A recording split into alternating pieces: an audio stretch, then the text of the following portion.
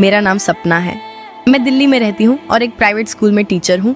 पिछले महीने मेरी माँ की तबीयत अचानक बहुत बिगड़ गई और उन्होंने मुझसे कहा कि मैं एक बार उनके मायके के पुराने गांव वाले घर को देखकर आऊं। वो घर पिछले 15 सालों से बंद पड़ा था। मेरी नानी की मौत के बाद से कोई वहां गया ही नहीं था। माँ का कहना था कि उसे बेच देना है और पहले थोड़ा साफ सफाई करवा ली जाए। मुझे अकेले रहना पसंद है और छुट्टियों में किसी शांत जगह जाकर टाइम स्पेंड करना मेरे लिए राहत होती है, इसलिए मैं झिझकी नहीं। गांव दूर था लेकिन माँ ने पहले से एक नौकर और बिजली की व्यवस्था करवा दी थी। मैं एक बैग लेकर निकल पड़ी, इस उम्मीद में कि ये ट्रिप थोड़ी शांति देगा, लेकिन मुझे क्या पता था ये ट्रिप मेरी जिंदगी का सबसे डरावना अनुभव बनने वाला था। गांव का नाम था धनोली और घर गांव के बिल्कुल किनारे पर था। पेड़ों से घिरा, पुराना, खामोश और अजीब। दीवारें काली पड़ चुकी थीं, लकड़ियां गलने लगी थीं और हर कोना जैसे सालों से किसी का इंतजार कर रहा था। घर में घुसते ही अजीब सी ठंडक ने मुझे घेर लिया, जबकि बाहर गर्मी थी। एक कमरा सबसे ठीक ठाक लगा तो मैंने वहीं अपना सामान रखा। रात को सब कुछ शांत था लेकिन घर में अजीब आवाजें गूंज रही थीं।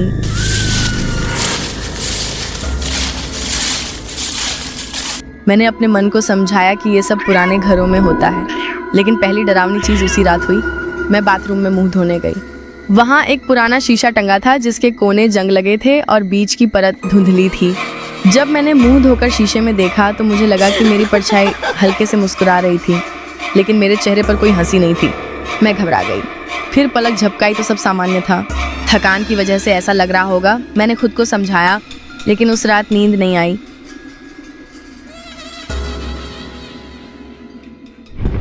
अगली रात तेज बारिश हुई, बिजली चमक रही थी और हवा घर के खिड़कियों से टकराकर डरावनी आवाजें निकाल रही थी।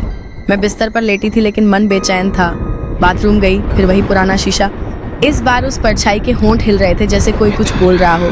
मैं ठिठक गई, ध्यान से सुनने की कोशिश की। एक धीमी, बेहद ठंडी फुसफुसाहट आई, मेरे पास आओ। मैं पीछे मुड़ी, कोई नहीं था। फिर दोबारा शीशे में देखा। अब परछाई की आंखें काली थीं और वो मुझे घूर रही थी। मैं चीखते हुए बाहर भागी, बाथरूम का दरवाजा बंद किया और लाइट जलाकर बैठ गई। पूरी रात में डरी हुई थी। हवा की सनसनाहट अब सांसों जैसी लग रही थी, जैसे कोई मेरे बगल में खड़ा हो। तीसरी रात मेरी हिम्मत जवाब दे चुकी थी। मैंने फैसला किया कि सुबह पहली गाड़ी से वापस दिल्ली चली जाऊंगी, लेकिन रात को 3 बजे मेरी नींद टूटी। मुझे लगा कोई मेरे पास खड़ा है। आंखें खोली, कमरे में सिर्फ अंधेरा था, लेकिन बाथरूम का दरवाजा आधा खुला था और उसमें वो शीशा नजर आ रहा था। मैं बिस्तर पर थी, बट शीशे में मेरी परछाई खड़ी थी और उसका चेहरा नहीं था, बस सफेद चमकती आंखें मुझे घूर रही थीं। फिर आवाज आई, मेरे साथ चल। बिजली चली गई, कमरा अंधेरे में डूब गया। शीशे से खून की पतली धार बहने लगी और उसमें मेरा नाम लिखा गया है, सपना। मैं पागलों की तरह भागी, जूते पहने बिना ही बारिश में गांव के चौकीदार के घर पहुंची। अगले दिन गांव के लोग उस घर में गए।